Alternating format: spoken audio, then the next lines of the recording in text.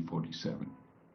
It is indeed an ambitious plan, as it should be, and it touches every facet of the state and its citizens. It aims to be citizen-centric and comprehensive, touching those in core urban areas like Hyderabad, but also those in peri-urban areas as well as in rural areas. The focus on citizen capabilities like health, education, and skilling is particularly important, for once people have the capabilities, their energy is unleashed, and once unleashed, it is unstoppable.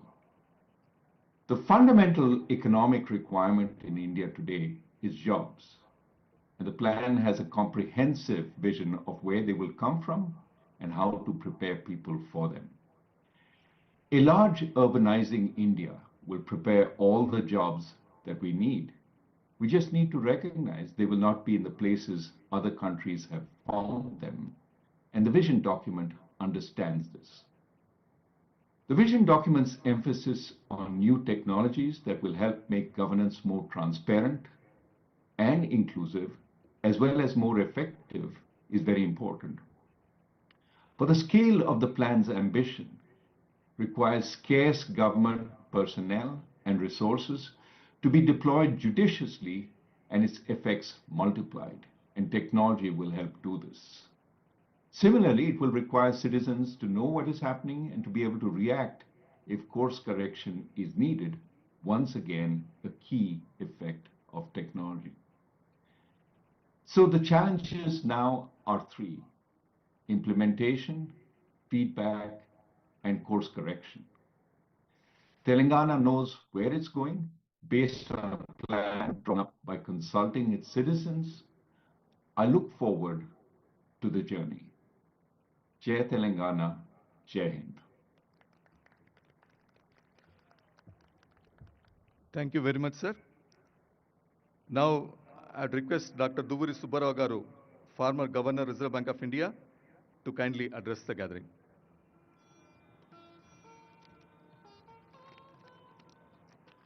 Chief Minister Sri Revanth Reddy, Deputy Chief Minister Bhattivekamar Garu, all the dignitaries on the stage, and all my friends. I'm delighted to be here, part of the Telangana Rising celebrations in this future Bharat city. It's an occasion to set goals for the next 2 decades and position Telangana as the #1 state in the country, a very lofty ideal. I'm privileged to have served in the combined state of Andhra Pradesh much before all these people rose to political stardom. I have very fond memories. I worked in parts of Telangana. I was Collector Khammam when our Deputy Chief Minister must have been in school, and then I was Finance Secretary of the combined state. Although the state is administratively and politically divided, I feel emotionally at home in both Andhra Pradesh and Telangana. And Hyderabad is my home now, Telangana is my state now, but I belong to the entire combined Andhra Pradesh. Over the last 10 years, Telangana has clocked remarkable progress.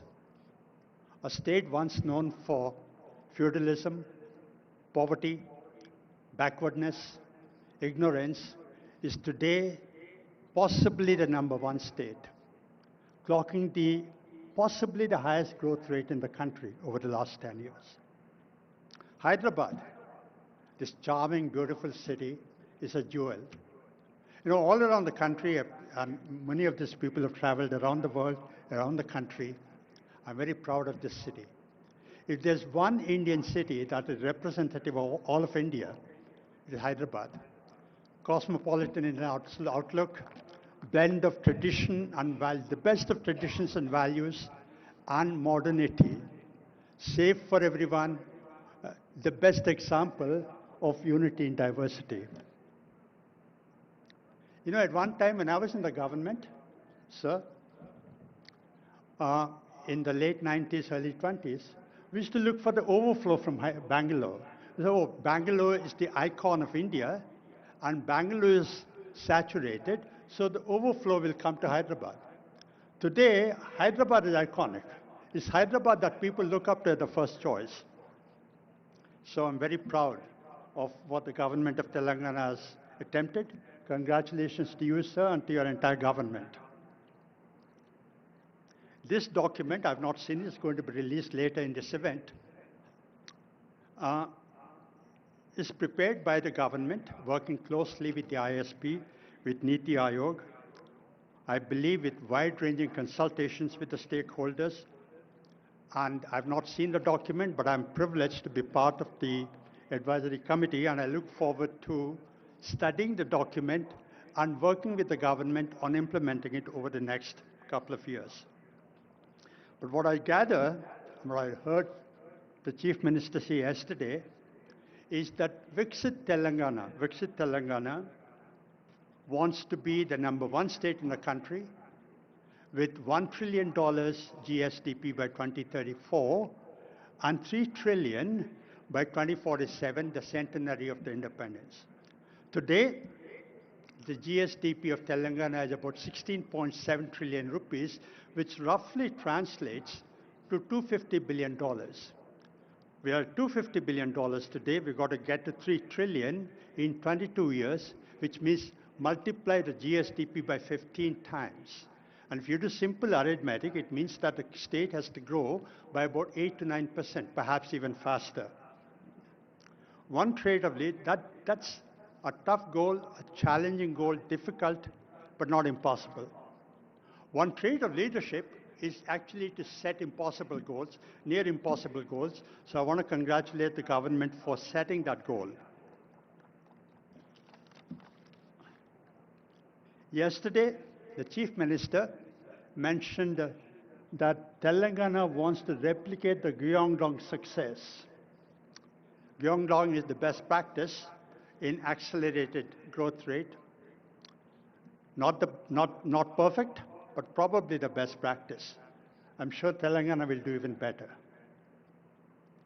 It's presumptuous on my part to lay out the agenda, because the agenda for getting 2047 Telangana is large, complex, and that's going to be in the document. It'll be presumptuous for me to second guess that at the moment. But I want to make a few points at this stage. The first is the state must build on its core competence.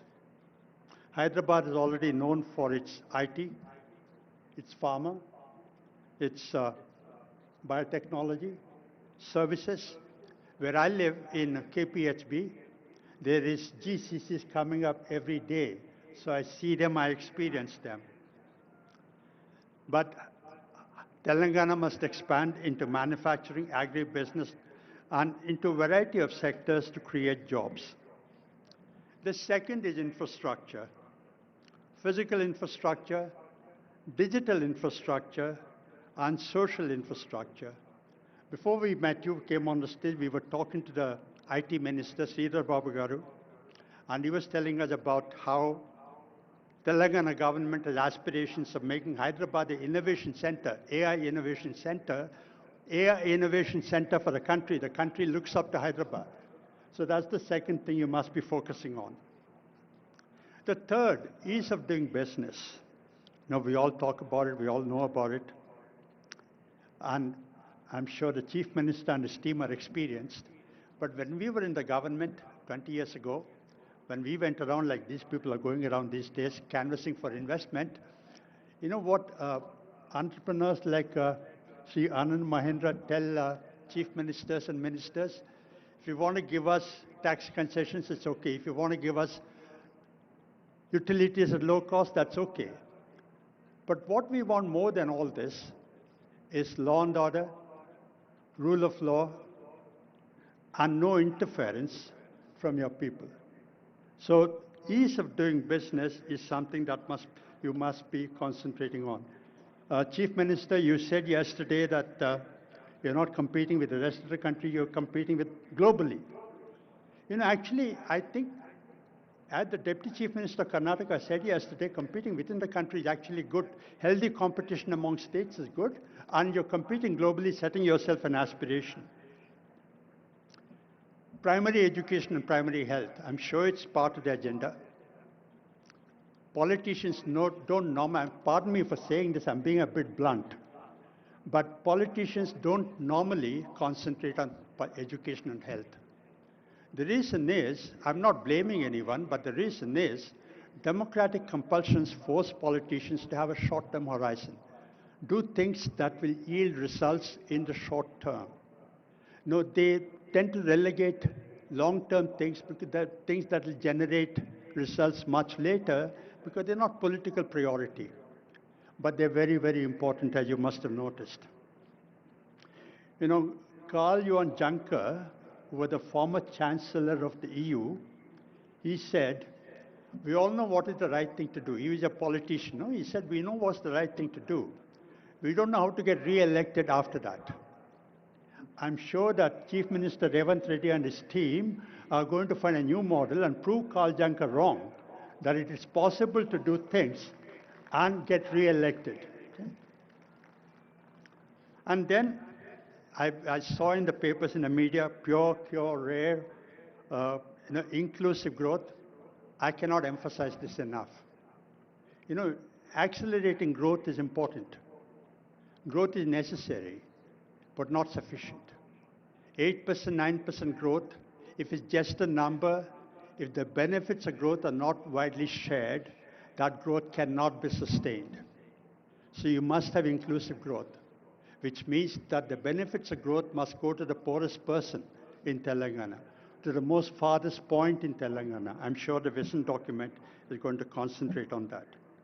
And skills, of course, it will be presumptuous on my part to talk about skills when Mr. Anand Mahindra is here, but skilling is very important. You know, skilling is a difficult thing to do because it will not be done by the private sector. The government will not do it, is incapable of doing it. So you need public-private partnership, which we're seeing on the stage. Mr. Mahindra sitting next to the Chief Minister, that's exactly the partnership we require for skilling.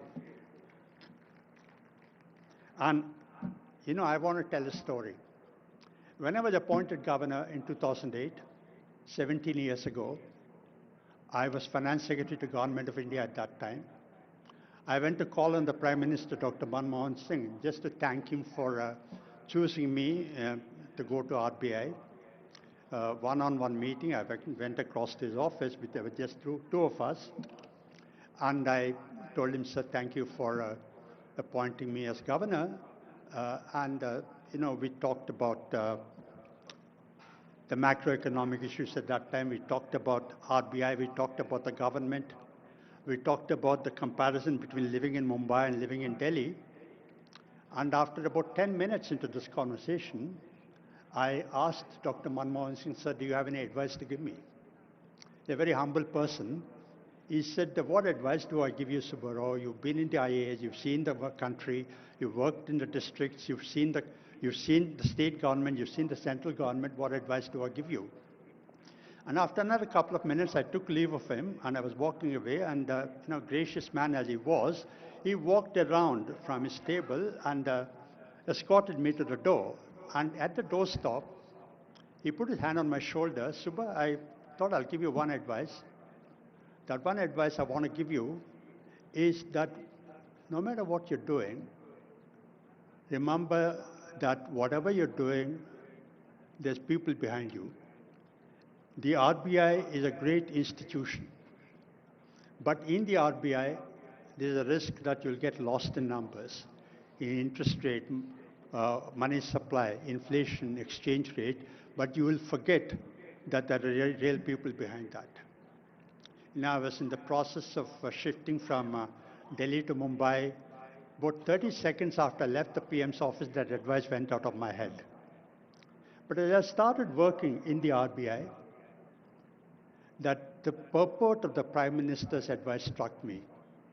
Because the primary responsibility of the Reserve Bank is to maintain price stability, low and steady inflation. Inflation is a regressive tax. Growing up in a low middle class family, I saw my parents struggle to put all of us through, and all of you saw this. So what the Prime Minister was telling me really is that whatever you're doing, remember the last people, because inflation hurts poor people more than it hurts well-off people. This shirt, if it cost 2,000 rupees last month, and if I go to buy this today, it costs 2,200 rupees, I wouldn't even notice it. But poor people, if the bus ticket goes up from 22 to 24 rupees, if the price of rice goes from 40 to 44 rupees, they notice that. So one thing as we implement the Telangana Rising document is to remember the people of Telangana. The last thing, I've spoken for longer than my time, but Chief Minister, sir, you said yesterday and you said today that Telangana is unstoppable. I also want to say that Telangana is unbeatable, okay? And John F. Kennedy said that, he gave a goal, moonshot goal, that we must get onto the moon, not because it is easy, but because it's difficult. So the Telangana Rising document, implementing that is not because it's easy, but it's going to be difficult. And 10 years from now, somewhere in the world, 10 years from now, sir, somewhere in the world, just like you said yesterday, Gyeongdong model, 10 years from now, somewhere in the world, somebody will say, we want to follow the Telangana model. So thank you very much.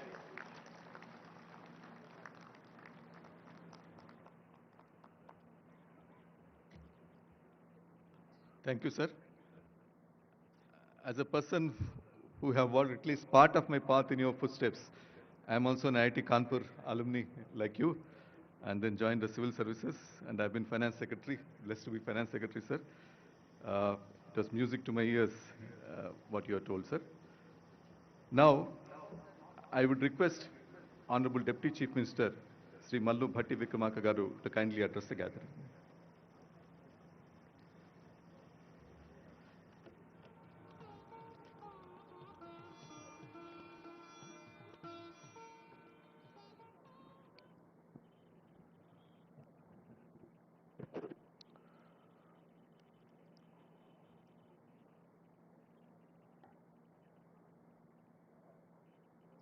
Sri Revanth Reddy Garu, Honorable Chief Minister of Telangana, Sri Suman Berry Garu, Vice Chairperson Niti Ayog, and all the Honorable Cabinet Ministers, legislators, chairmen, and advisors of the government, and Sri Ananda Mahendra Garu, Sri Duvuri Subbarao Garu, Dr. Raghuram Rajan Garu, and Sri K. Ramakrishna Rao Garu, Chief Secretary, Professor Karthik Muralidharan Garu, and Sri Chiranjeevi Garu,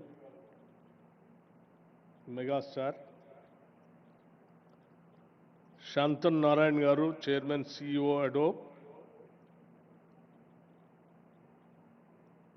and all the participants of today's evening Telangana Rising 2047 Vision Document Release Function. Andarki Namaskaram. After a day and a half of the summit, I hope you saw the natural hospitality that Telangana is known for it. Hospitality is indeed our philosophy. Before I go further, I want to express heartfelt gratitude for the truly participative spirit in which the Telangana Rising 2047 vision was crafted. This was not the work of a few minds behind closed doors. It was a collective effort shaped by the wisdom and aspirations of a vast and diverse set of contributors. Honorable ministers brought clarity of purpose, civil servants brought insight from the ground, thought leaders and academics lent intellectual depth, and most importantly, lakhs of citizens across Telangana and the country, farmers, youth, entrepreneurs, and everyday workers shared their hopes and ideas for our future. I also want to place on record my gratitude to Dr. Suman Berry, here as the VC of Niti Aayog, who ensured that this document was brought to final conclusion. Along with the CEO, other officials from Niti Aayog, as well as the team from ISB, thank you, Dean Madan Pillutla and your team that has worked tirelessly to refine the detailed vision laid out in this document. I also wanted to assure Subbarao Garu the one or two words, two lines what he has expressed by saying growth has to be there, but it has to be inclusive growth. Of course, sir, this government's vision is, that's the main crux of our vision. Yes, definitely you will be seeing that in the document once after our Honorable Chief Minister releasing the document after the, after a few minutes. To all of you, thank you. This document belongs to all of us. I want to make one more important acknowledgement before I go further. At global summits, leaders are often accompanied by a Sherpa, not a literal guide, but a steady aspiration that helps navigate ambition and complexity. If this summit had a Sherpa, it was the spirit of resolve born from a historic decision, the one that gave Telangana its rightful identity. Today, on the birthday of Srimati Sonia Gandhi ji, I take a moment, with your permission, since I know this is non-political forum, but to acknowledge the quiet power of that choice. Her courage did not just shape our past, it continues to guide the aspirations we are crafting today. Now into the event itself, I have been thinking about the word summit. I realize there are actually two kinds of summits. The first kind is exactly what it sounds like. It's a meeting where you take the contributions, you add the speeches, and you calculate the total. It is simple arithmetic. It is a kind where you can quite literally sum it. But then there is a second kind, the kind we experience today. There is a summit where you cannot sum it. Because what was created in all these halls is a greater than the sum of its parts, where every panel did not just add ideas, it multiplied possibilities, where the synergy is so genuine and unscripted that it defies simple math. This event was the second kind. We cannot just sum it up because the impact is infinite. Why? Because the thirst was real.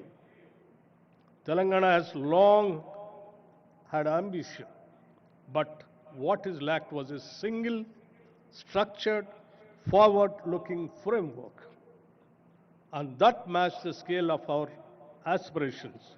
This time, We did not just build a document, we built a platform. And across sessions, from capital pathways to agri-value chains, frontier tech forest economies, I saw people not just speaking, but committing. As someone who chaired 2 sessions on productivity and power, let me offer a brief reflection. In the power session, I saw a state eager to move from being an energy consumer to an energy creator with green hydrogen, distributed renewables, and smart grids lighting the path. In the productivity discussion, I saw consensus that India's next leap will not come from more effort alone, but from smarter systems, digital public infrastructure, empowered workers, and output-linked innovation. We came to a memorable conclusion: capital plus innovation is equal to productivity. There, these are not abstract themes. They are Telangana's real advantage. And none of this came from a single department or one expert panel. The vision document itself is a product of collective design. Months of field visits, public consultations, and inputs from those on the ground that includes experts seated on the dais and others present in this ground. Which is why I say again, this is not a static document, it will evolve. And we are committed to letting it evolve with new data, new partnerships, and new wisdom. We don't fear feedback, we welcome it. One more thought I must leave with you.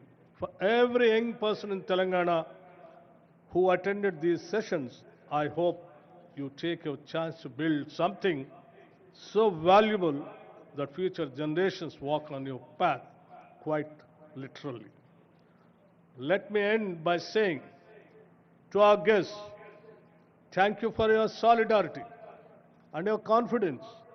To my colleagues in government, thank you for showing what coordination can truly look like.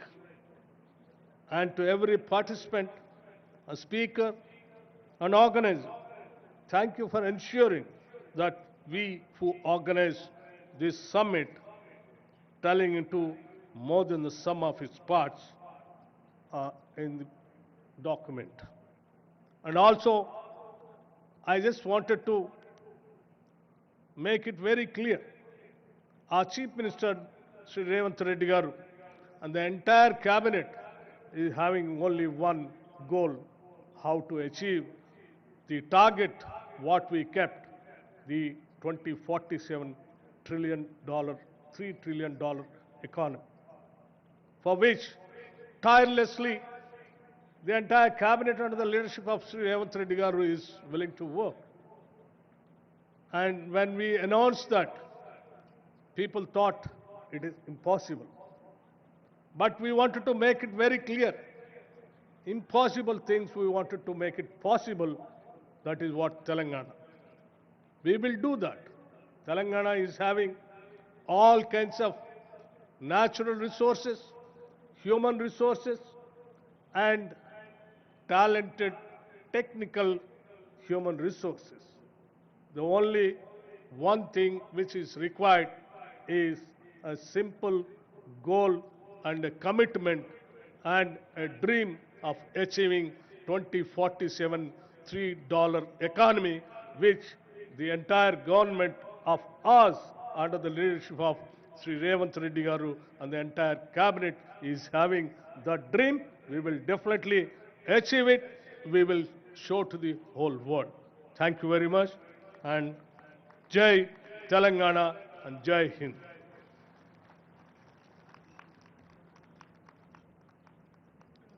Thank you, Honorable Deputy Chief Minister Garu.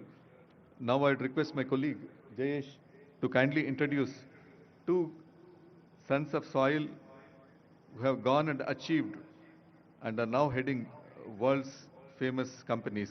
Jayesh?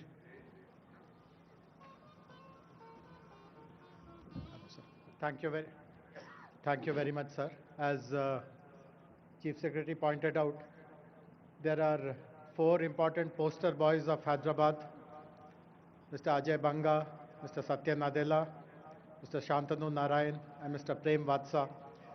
And from 1st January 2026, there will be a fifth one, Mr. Shailesh Jejurkar, who will become the President and CEO of Procter & Gamble. So all these poster boys of Hyderabad still have very high regard for the state, for the city, for Honorable Chief Minister personally. And at our request, two of them have decided to come live and interact briefly with us, share their thoughts. So can the setup team please put Mr. Shantanu Narayan and Mr. Prem Vatsa?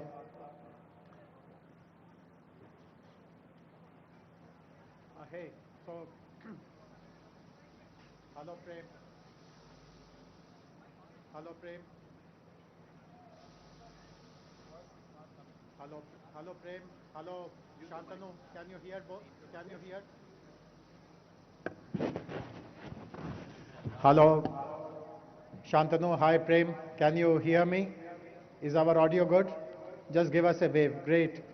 So thank you very much. Shantanu, I know that it is 4:30 a.m. for you. So thanks for making this effort. I do hope that you will, by what we tell you about our state, this will give you lots of energy. You will be able to manage your rest of the day. Thank you, Prem, for joining us. So Prem, we will start with you. You have seen the vision document, the executive summary of it. You today lead one of the biggest private investment firms, Fairfax. How optimistic are you about a state succeeding in all these promises, and what should companies like you do to support our vision further? Prem, a few words from you. Hey, thank you very much. Thank you for that introduction. And Honorable Chief Minister, Deputy Chief Minister, and my friends at that conference, good evening. I am very honored to join you with my good friend Shantanu, who's the CEO of Adobe and has an outstanding track record at Adobe. You introduced us from the Hyderabad Public School. We have Shantanu, we have Satya Nadella, and Ajay Banga, who I know. And Shantanu, you probably know a lot more people from the Hyderabad Public School. We're very honored to join you. And I grew up in Hyderabad. And in the Hyderabad Public School, my dad was the principal of the Hyderabad Public School. And I spent 3 years there, and they were the best years of my life. And because of that, I got an introduction to IIT Madras, Chennai, and I went there, and that was a terrific experience to me. I came to Canada in 1972 and learned a lot about business. I didn't know anything about business, learned a lot about business and investing. And 40 years ago, we began Fairfax Financial, 40 years ago. I recognize the sea change that took place when Mr. Modi got elected in 2014 with a business-friendly philosophy. We recognize that, and I've been investing in India for the last 35 years. I have said publicly that India is the greatest place, best country in the world to invest in, best country to invest in for the long term, for the decades to come. And we've invested 10 billion in India, and we plan to double that. And I hope, Chief Minister, we were able to invest in Telangana, the state that I came from. And so it's really inspiring to hear about Telangana rising, 3 trillion economy, 10% of GDP in 2047. Very, very inspirational. You wanted to have an investment magnet. You want to attract foreign investment, empower the people, empower the youth, the women, the farmers. Very, very inspirational.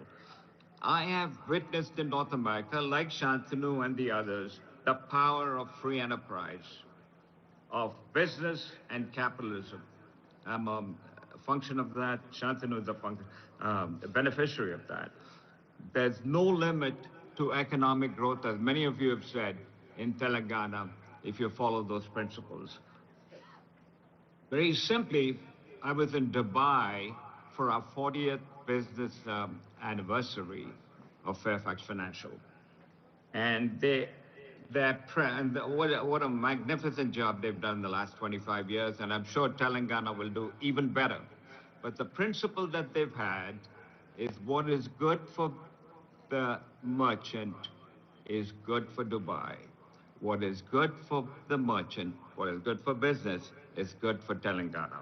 And that's what you're doing. So the next 22 years, 2047, I pray that Telangana, under your leadership, Honorable Chief Minister, will do exceptionally well, and will be an inspiration to everyone in India and also the world. So God bless you and the people of Telangana. Thank you very much for inviting me to speak. Thank you. Thank you. Thank you very much, Prem. That was very, very optimistic. Look forward to seeing you sometimes in Hyderabad. Over to you now, Shantanu. You also have a long, long association with Hyderabad. Incidentally, your parents still live here. So please share your thoughts. You are also a member of our advisory council constituted to help us draft the vision document and then in its implementation.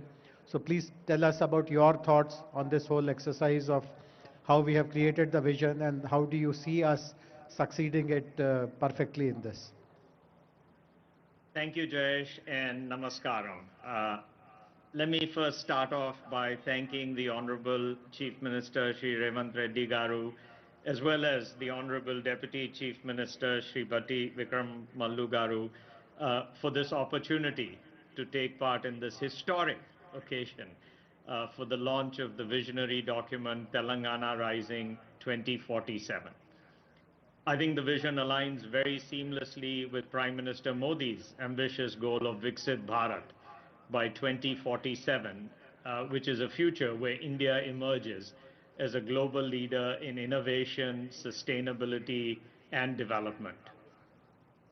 As India's youngest state, Telangana has already proved itself as a trailblazer in governance, in technology, and as numerous folks have mentioned, inclusive growth.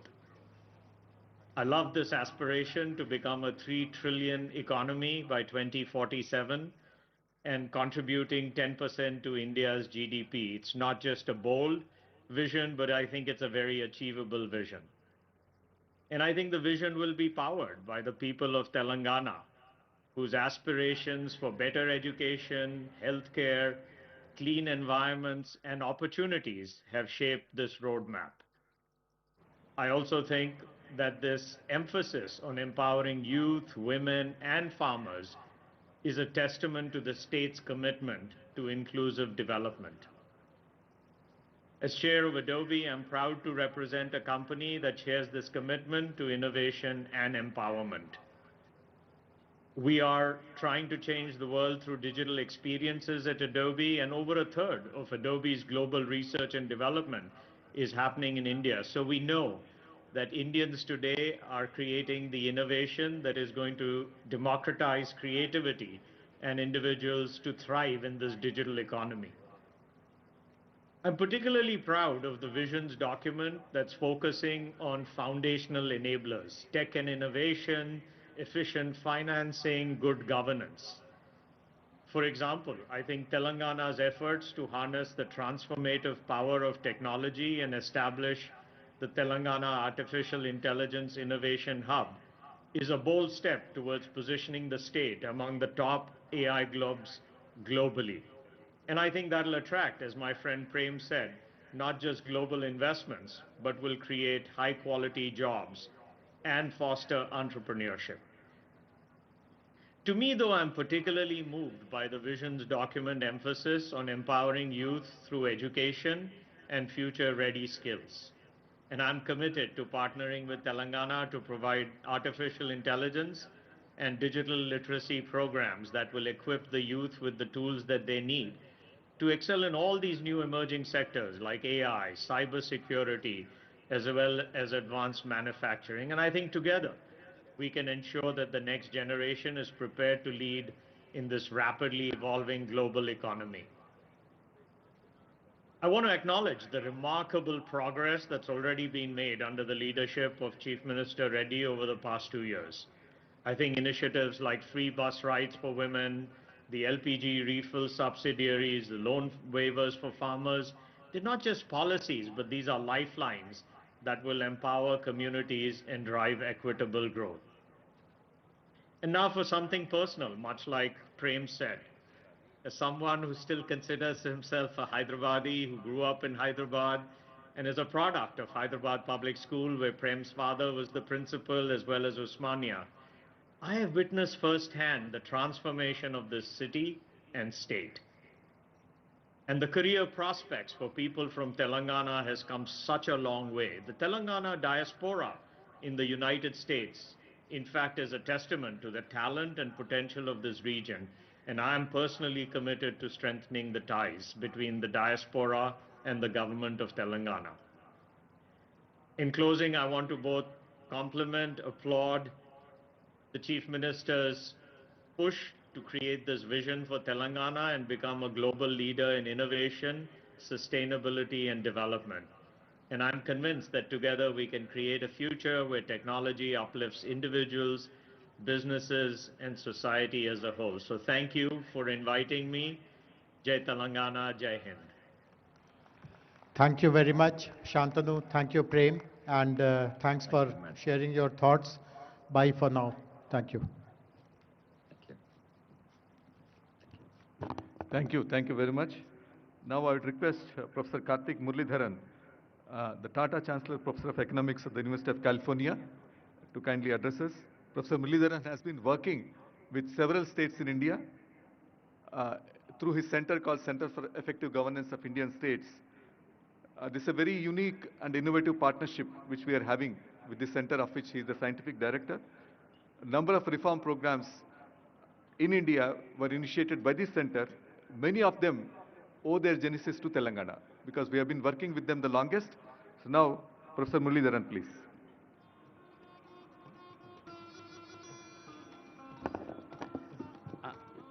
Gaurava Sabhaku, Namaskaramu. I am Honorable Chief Minister, Deputy Chief Minister, dignitaries on the dais. I'm really delighted and honored to be here today. I'm a Tamilian by birth. I grew up in Gujarat, but Telangana and Andhra Pradesh have been my karma bhumi for the last 20 years. I'm especially honored to see that the Chief Secretary, Sri Ramakrishna Rao Garu, he was Commissioner School Education in 2004 when I first came to the state. And that is where my journey of work in the state. There is no state in India I know better than Telangana and Andhra Pradesh, whether it's working in education, in welfare over the years. So that is the first connection to Telangana. Second, when this book came out, Honorable Chief Minister and Deputy Chief Minister were the first Chief Ministers I got to present the book to, and that was a wonderful, wonderful experience. We had a wonderful 2-hour discussion on a whole range of governance issues. And last, like Ramakrishna Rao Garu mentioned, the non-profit I founded, the Center for Effective Governance of Indian States, our first state partnership was in Telangana. So in every way, Telangana has been the core of where a lot of my work has evolved. So I want to just make 2 remarks. The first is I want to highlight the centrality of state-led actions for national development. Almost every aspect of governance that touches the lives of citizens are actually controlled by state governments. Education, health, land, labor, safety, environment. So Government of India can provide guidelines and money, but the actual delivery is all with state governments. So if you look at the variation in outcomes across Indian states, that tells you how much state level leadership matters. Okay, so it is just wonderful to see this energy and this drive to think about a vision for Telangana and therefore set a vision for India itself. And I was particularly pleased to see that the benchmarks are global, because it is not enough to compete just with other states, but by setting global benchmarks, you are both elevating Telangana and elevating all of India. So there are already, like Ramakrishna Rao Garu mentioned, so many examples of initiatives in Telangana that have now been replicated across the country. I just want to mention one, which I played a small part in. And this is what is called the annual KPI survey, where Telangana has become the first state to have annual district level outcomes on every human development indicator, on education, on nutrition, so that we know that we are making progress towards the goals and not just setting goals and not knowing are we making progress. So that data is foundational, and this is now something that is being replicated across many states. So the second thing I want to say is that it is wonderful to set great goals, but getting there requires building more effective public systems. So like we say, a famous politician said, you campaign in poetry, but govern in prose. You aim for the stars, but you walk on the ground. So, which means to get there, we need to build better public systems every single day. And one quote I want to highlight, which is there in the last page of my book, which is the best-selling book Atomic Habits by James Clear. It says, whether both successes and failures set grand goals.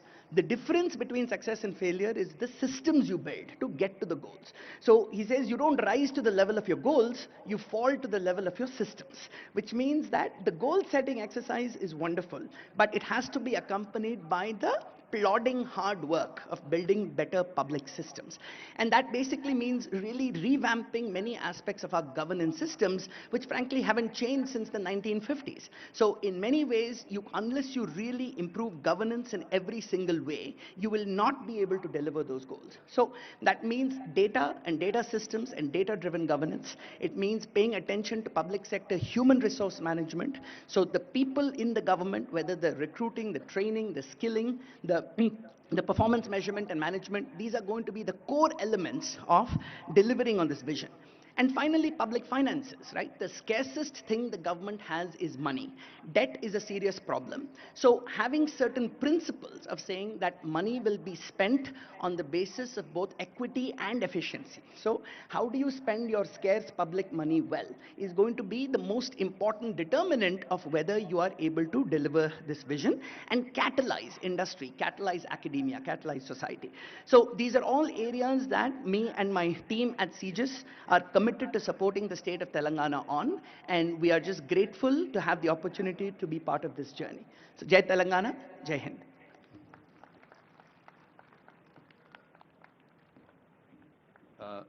Thank you, Professor.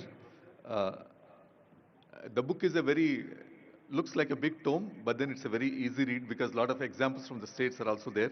So I request that, all of you who are interested, you can kindly go through it. Now I'd request Professor Arvind Subramaniam, former Chief Economic Advisor to Government of India, to kindly address us.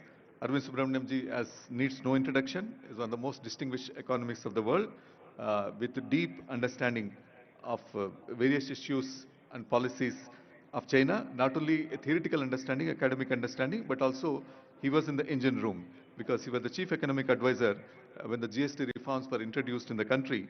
And after that also he has been working with a number of states within the country. Now I request Professor Subramaniam to kindly address us.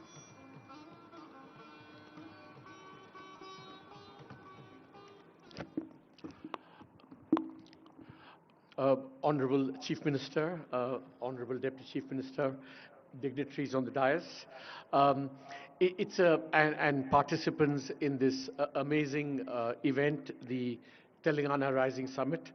I'm delighted and honored to be here in this amazing venue, which is going to be the Bharat Future City. I can't wait to see, I hope I'll be alive to see that vision. It promises to be spectacular. I'm also honored to be part of the CM's Council and hope to help assist in the transformation of the Telangana economy. As Karthik said, it's clear that India's future resides more and more in the states because it's the states that control the levers that are going to determine the fate of India's 1.4 billion citizens. So I've just written a book with Devesh Kapoor, and I want to highlight one striking statistic that we found in that book. We all say, why can't India be as dynamic and grow as rapidly as China? But it turns out that 1/3 of India has grown as fast as China and for as long. Just think about that. So we don't have to look elsewhere. We just have to look within. And one of those states happens to be Telangana. So, if that is the case, the numbers that Dr. Subbarao put out about what the GDP aspiration you have going forward, it doesn't seem that difficult because it seems like you already accomplished that in the last three decades. So it's just a matter of, replicating that over time. Now, Telangana, of course, is on the not just the Indian map but the global map as the cradle of India's IT revolution. But that's the past. I think when you look at the Telangana vision document under the leadership of the Honorable Chief Minister, it is embarking on the next structural transformation. How do you go from this very dynamic IT-based economy to something that both harnesses the power of the new technologies without neglecting the daily lives of all the citizens in the state? So it's this combination of technology, which is people-centered, human-centered, improving human livelihoods. I think that's at the core of this vision document, which I would commend to everyone going forward. I have, I think, said very often that the most important dynamic in India that's going to propel India going forward is competitive federalism, competition between the states, and especially if every state is competing, as the Honorable Chief Minister has said, not just with other Indian states, but internationally as well, this competition dynamic is going to be very, very important. So Telangana is going to be not just a magnet that attracts investment, it's also going to be a model for everyone else, other states, to kind of emulate. So competitive federalism with Telangana in the lead is one desirable dynamic. But I think the other dynamic that is going to be very important in India is not just competitive federalism, but competitive sub-federalism. That not just states competing with each other, but cities competing with each other. And in this regard, I think Hyderabad is turning out to be another model and a magnet. For example, NCR, with all its air quality problems, is forcing exit to other parts of the world. Bengaluru, the IT capital, with its congestion and urban challenges, is again forcing investors to look away, and that's the sense in which Hyderabad can be a magnet and a model going forward. So Telangana and Hyderabad can be the cradles of competitive federalism and competitive sub-federalism. Having said all this, I also want to be a little bit more realistic and offer some gentle advice. I think investor summits are like elections in a democracy. Heady, wonderful, everyone engaged, etc., etc. But we know in a country like India and in democracies like India, all the accountability, the hard work, and the implementation is done between elections, is done between investor summits. So while it's very impressive that you have 5 lakh crores in commitments already, the proof of the pudding is going to be 5 years from now, how much of those 5 lakh crores actually translated into real investment. So that's the metric by which we must judge Telangana's performance going forward. And in this regard, some of Dr. Subbarao's comments about, the ease of doing business, rule of law, creating a level playing field for all investors, not just some investors, big investors, is going to be very, very important. Now, I want to end, just make one last point in this. It's actually a series of points. When I used to be chief economic advisor, I used to have this ongoing debate with my boss, the late, wonderful Arun Jaitley. He used to tell me, Arvind, politics is the art of the possible. And I would say, no, no, Minister, politics is the art of expanding the possibilities of the possible. That's what I think good politics is. Now, let me strike a slightly sobering note. If you look around in the last 5 years, I mean, there is a disenchantment with Indian politics, or at least some parts of it, in the following sense. That is that you see more and more this rabidi culture that's crept in, and cash transfers, etc., have taken powerful hold on the political imagination. Now, I'm not against cash transfers. I'm not against welfareism.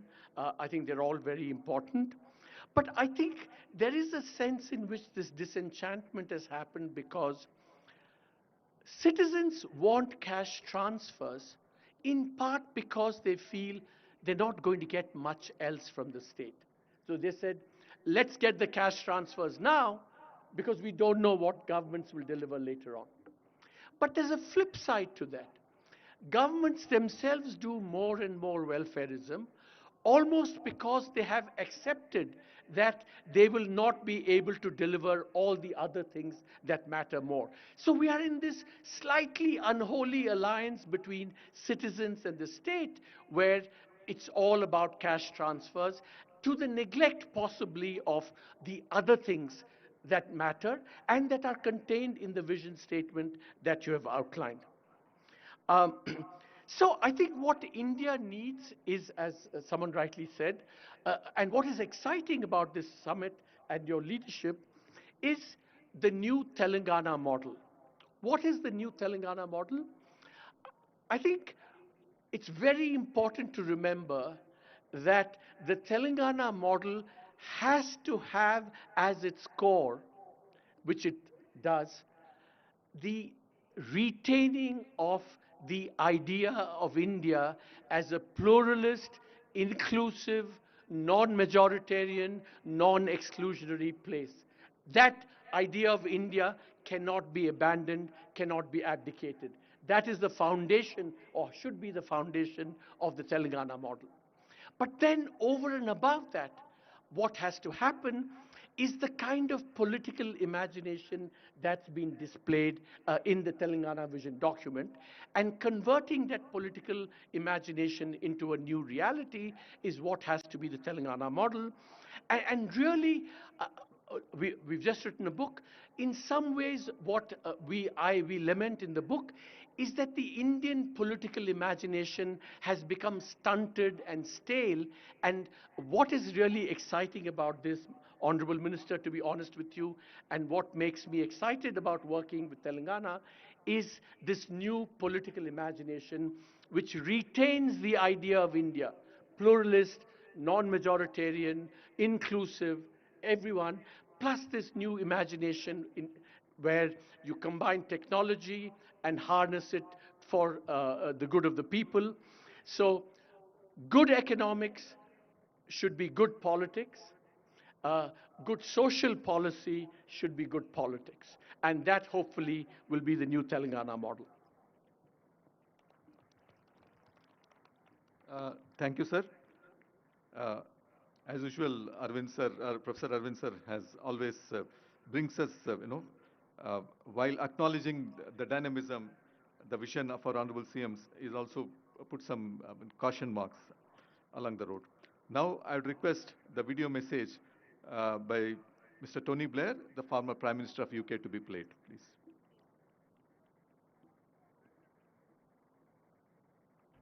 Ladies and gentlemen, Honored Chief Minister, distinguished leaders, and to the people of Telangana. It's a real privilege to join you today as you celebrate 10 remarkable years since the formation of Telangana, a decade that has transformed not only this state, but the story of modern India itself. In 2014, Telangana began a journey filled with high expectations and even higher aspirations. Today, reflecting on the transformation underway in Hyderabad and throughout the state, the story is not only one of progress, but one of enormous promise for the future. The record speaks for itself. As highlighted in your own growth analysis, the state's GSDP has nearly tripled in a decade. Your per capita income has become one of the highest in the whole of the country. But beyond the statistics lies something far more profound. A region once seen as struggling has reimagined itself as a powerhouse of technology, agriculture, and inclusive growth. You have become, in many ways, a model for other parts of the world. As Telangana marks this milestone year, it does so at a moment when India as a whole is shaping its future, working to build a fully developed and globally leading India by the time the nation marks its centenary of independence in 2047. In many respects, Telangana's own journey of the past decade exemplifies the spirit and momentum of India as a whole, a people with a commitment to prosperity, human development, and also the power of innovation. Your vision, Rising Telangana 2047, aligns powerfully with India's national mission, a vision to become a $1 trillion economy by 2034 and a $3 trillion economy by 2047, a vision to expand education, strengthen health systems, modernize infrastructure, and to unlock opportunity for every citizen. In the years I spent as Prime Minister and beyond, I've always believed that leadership is not only about solving today's problems, it's about preparing your nation for tomorrow's possibilities. And what Telangana is doing today is precisely that, building the foundations of long-term, inclusive, technology-driven growth. In this journey, it's been a privilege for my institute to support governments around the world undergoing similar transformations, from digital governance to economic reform, and from public service delivery to investment acceleration. We have worked with leaders across Africa, Europe, the Middle East, and Asia, helping them craft strategies for rapid and sustainable development. And our mission as an institute has always been clear: to partner with those governments that are determined to deliver for their people, to modernize their institutions, and to turn aspiration into achievement. And Telangana's story, this story of resilience, reform, and rising ambition, is exactly the kind of story we champion globally. During my time as Prime Minister, the United Kingdom faced moments demanding bold action, improving our public services, modernizing our education system, embracing the beginnings of the technology revolution, and placing innovation at the center of national progress. What I learned then is what Telangana demonstrates today: that with clarity of vision, strong leadership, and a commitment to inclusion, extraordinary transformation is possible. And as India advances towards its goal of Viksit Bharat 2047, it is states like Telangana that will help to propel the nation forward. Telangana's achievements, therefore, are not just local successes. They're contributions to India's wider journey of becoming one of the world's great democratic, economic, and technological powers. So as Telangana embarks on its next decade, expanding its metro, modernizing irrigation, supporting women's empowerment, reforming governance to be more transparent and citizen-centered, and welcoming global investment, it does so from a position of immense strength. As you bring your summit to a close, let me end my remarks in the hope that I may visit you in person very soon, and by offering all the people of Telangana my warmest good wishes for continued progress and a future shaped by the confidence and ambition that define this remarkable state. Thank you. Thank you sir. ఇప్పుడు megastar, ఎవరికీ పరిచయం చేయాల్సిన అవసరం లేనటువంటి శ్రీ చిరంజీవి గారిని సభను ఉద్దేశించి ప్రసంగించవలసిందిగా కోరుతున్నాను.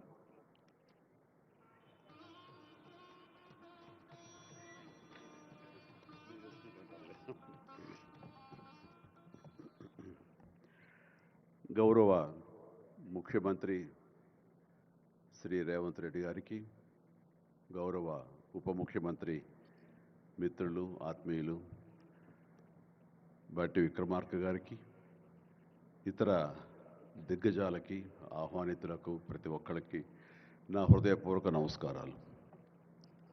తెలుగులో మాట్లాడడం కొంచెం చేంజ్ ఉంది కదా మీ చెవులకి. So let me have the privilege in talking our mother tongue. ఇక్కడ మీ అందరికీ అనిపించవచ్చు, ఇక్కడ ఉన్నటువంటి ఆహ్వానితుల్లో చీఫ్ గెస్ట్ ఒక్కొక్కళ్ళు ఒక్కొక్క రంగానికి సంబంధించిన వాళ్ళు, ఫైనాన్స్ రంగానికి సంబంధించిన వాళ్ళు, అలాగే మాజీ గవర్నర్ ఆర్బీఐ సుబ్బారావు గారు, అలాగే ఇతర ఫైనాన్స్ వ్యక్తులు, అలాగే ఆటోమొబైల్ దిగ్గజం మహేందర్ గారు, ఇంతమంది ఉండగా వీళ్ళల్లో చిరంజీవి ఏమిటి సినిమావాడు అనే భావం మీకు ఉండొచ్చు. మీకు కదా, నాకే ఉంది అది. నేను ఎంతో ఇక్కడ ఫిట్ అవుతాను అని నాకే అనిపించచ్చు. కానీ నా మీద ఎంతో గౌరవంతో ఒక సోదరుడుగా మన ముఖ్యమంత్రి గారు చిరంజీవి రావాలి అని నిన్న మన భట్టి విక్రమార్క గారిని, అలాగే IT and industrial minister Sridhar గారిని నా దగ్గరికి పంపించారు. సరిగ్గా వాళ్ళు వచ్చే సమయానికి ఏ పొజిషన్లో నాకు తెలుసా అండి, ఎవరో అమ్మాయితో డ్యాన్స్ వేస్తూ ఉన్నాను. చాలా ఇబ్బంది అనిపించింది అన్నపూర్ణ స్టూడియోలో. సో ఆ సమయంలో వాళ్ళిద్దరిని కూర్చోబెట్టి షూటింగ్ ఆపేయండి అని చెప్పి వారి ఇచ్చిన తర్వాత అంత ఆప్యాయంగా నన్ను ఆహ్వానిస్తుంటే, ఇంత గొప్ప సభకి, ఇలాంటి ఒక గొప్ప గ్లోబల్ సమ్మిట్కి, తెలంగాణ రైజింగ్ అంటూ ఒక గొప్ప ఇనిషియేషన్కి 2047 ఇది ఎట్లా ఉండాలి అనే ఆ ఊహ తన బ్రెయిన్ చైల్డ్ అయినటువంటి మన ముఖ్యమంత్రి గారు ఆహ్వానిస్తే అది చాలా ప్రివిలేజ్డ్గా ఫీల్ అయ్యాను, ఎంతో గౌరవంగా ఫీల్ అయ్యాను, ఎంతో ఆనందంగా ఉన్నాను. మీ అందరితో పాటు ఈరోజు ఇక్కడ నేను పార్టిసిపేట్ చేయడం అనేది నాకు దక్కిన గొప్ప అవకాశం, గొప్ప అదృష్టంగా నేను భావిస్తున్నాను. అయితే ఇక్కడ కేవలం చిరంజీవికి మాత్రమే ఇచ్చారు, అందుకే చిరంజీవిని ఆహ్వానించి అక్కడ కూర్చోబెట్టారు అని నేను అనుకోవటం లేదు. ఇది రేవంత్ రెడ్డి గారికి సినిమా పరిశ్రమ మీద ఉన్నటువంటి గౌరవం, సినిమాల ఇంపాక్ట్ ఈ సొసైటీలో ఎలాగ ఉంటుందో బాగా తెలిసిన వ్యక్తిగా వాళ్ళందరి తరపున ఒక వ్యక్తి ఉండాలి కాబట్టి చిరంజీవిని ఆహ్వానించారని మాత్రమే అనుకుంటున్నాను. ఈరోజు నేను ఒక చిరంజీవిగా రాలేదు, చిత్ర పరిశ్రమ తరపున ఒక ఏజెంట్గా, వాళ్ళ రిప్రజెంటేటివ్గా నేను ఈ రోజున వచ్చాను, ఇక్కడ ఆహ్వానించబడ్డాను. కాబట్టి దానికి ప్రత్యేకించి పరిశ్రమ తరపున శ్రీ రేవంత్ రెడ్డి గారికి మనస్ఫూర్తిగా నా హృదయపూర్వక ధన్యవాదాలు తెలియజేస్తున్నాను. సార్, మీకు గుర్తుంటే మీరు ప్రభుత్వం ఏర్పాటు చేసిన కొత్తల్లో మొదటి వారంలోనే ఎప్పుడో నేను మిమ్మల్ని అభినందించడానికి నేను వచ్చినప్పుడు మీరు నాతో అన్న మొట్టమొదటి మాట, ఈ హైదరాబాద్ని ఫిలిం హబ్గా చేయాలి. అదేదో ఒక తెలుగు ఇండస్ట్రీ వరకో, లేకపోతే సౌత్ ఇండియన్ ఫిలిం ఇండస్ట్రీ వరకో, లేకపోతే భారతీయ వరకో కాదు, గ్లోబల్. మనకి ఏమి తక్కువ అని, ఇక్కడ ఏ వనరులు తక్కువ అని చెప్పేసి, ఏ ఎంకరేజ్మెంట్ తక్కువ అని చెప్పేసి మనం ఎందుకు చేయలేకపోతున్నాం, ఎందుకు కొన్ని తెలుగు ఫిలిమ్స్ ఒక లాంగ్వేజ్కే మనం కన్ఫైన్డ్ అయ్యాం. కాబట్టి నా ఉద్దేశంలో ఇది గ్లోబల్గా అన్ని రకాల ఇండస్ట్రీస్, ఇతర లాంగ్వేజ్ నుంచి సినిమా వాళ్ళు ఇక్కడ రావాలి, ఇక్కడ షూటింగ్ చేసుకోవాలి, అది నా ధ్యేయం అని అన్నప్పుడు చాలా ధైర్యంగా మాట్లాడుతున్నారు. చాలా అది నిజం కుదురుతుందా?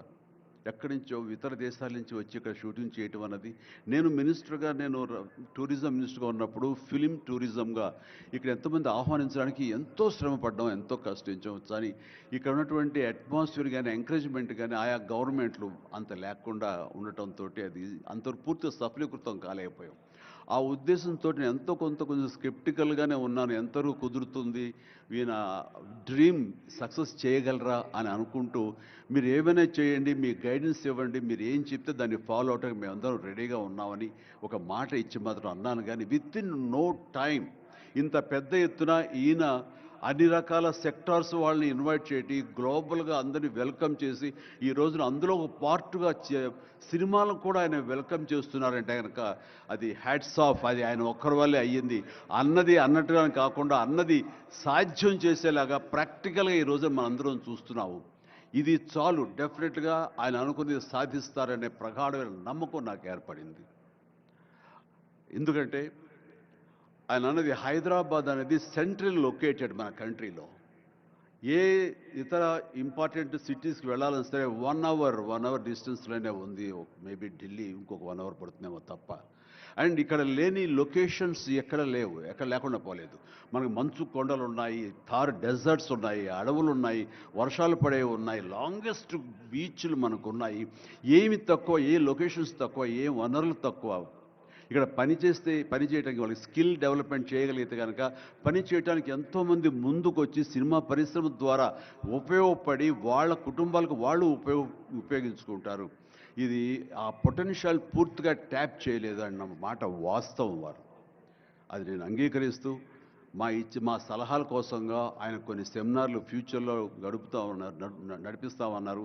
ఇప్పుడు కూడా అలాంటి చిన్న చిన్న సెమినార్లు మా పెద్దల మధ్య, సినిమా పెద్దల మధ్య జరిగింది. అయితే ఇది కాంప్రహెన్సివ్గా కన్సాలిడేట్గా జరిగేలాగా విత్ ఇన్ షార్ట్ టైం మేము అందరూ కూడా ముందుకు వస్తాము. ఇక్కడ ప్రపంచానికే ఇది అద్భుతమైనటువంటి సినిమా హబ్గా హైదరాబాద్ని చేయటంలో మేమందరం ముందుంటాము. అండ్ ఈ రోజున చూస్తే కనుక బాలీవుడ్ నుంచి సల్మాన్ ఖాన్, అజయ్ దేవ్గన్ వచ్చి ఇక్కడ మేము స్మార్ట్ డిజిటల్గా కానీ అడ్వాన్స్డ్ ఫ్యూచరిస్టిక్ స్టూడియోస్ మేము పెడతామని అంటాం అన్నది ఇది శుభారంభం. ఇదే ఇన్స్పిరేషన్గా నేను కానీ, నాగార్జున కానీ, వెంకటేష్ కానీ, ఇతర హీరోలు కానీ, ఇతర ప్రొడ్యూసర్స్, నిర్మాతలు ఎంతోమంది ఈ రోజున ఇక్కడ ఉన్నారు ఈ సభ్యుకుల్లో. వాళ్ళందరూ కూడా ముందుకు వచ్చి చేయాలన్న ఒక కుతూహలం కానివ్వండి, అది పూర్తిగా ఛార్జ్ అయి ఉన్నారంటే ఎలాంటి అతిశయోక్తి లేదు. అండ్ ఈ రోజున ప్రపంచపరంగా చూస్తే సినిమా ప్రభావం ఎంత ఉంటుంది, ఈ సాఫ్ట్ పవర్ ఎంత ఉంటుందన్నది నేషనల్ వైడ్గా కూడా కేంద్ర ప్రభుత్వం కూడా వేవ్స్ అనేది ఒకటి ప్రారంభించి అందులో మమ్మల్ని అందరూ కూడా పార్ట్ చేశారు.